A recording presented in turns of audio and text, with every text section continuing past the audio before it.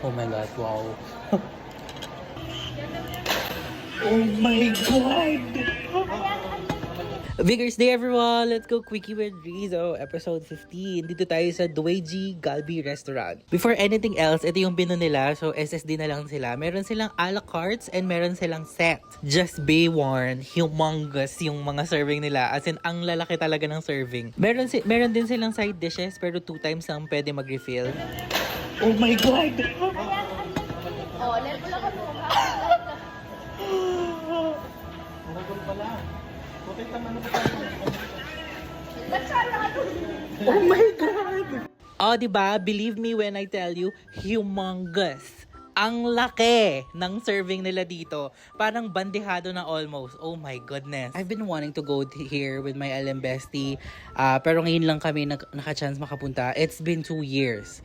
I waited for 2 years para sa jajamyeon nila. And it was all worth it. 300 pesos lang yan, guys. And it was...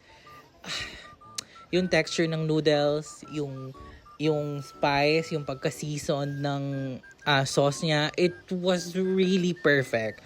If I would rate it, buhay ko over 10. Like, it was that good.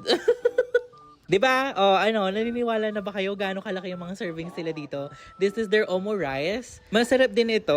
It was nicely seasoned, hindi siya maalat, hindi siya, sobrang tama lang. This is a 10 out of 10. Order kami ng set for 1,000 pesos. 2 jajamyeon, sweet and sour prawn, and mandu. Sobrang worth it nung presyo, nakakaloka. The sweet and sour prawn, I can't get enough of. Kasi sobrang, probably this is the best tasting sweet and sour I ever tasted. This is buhay ko over 10 again.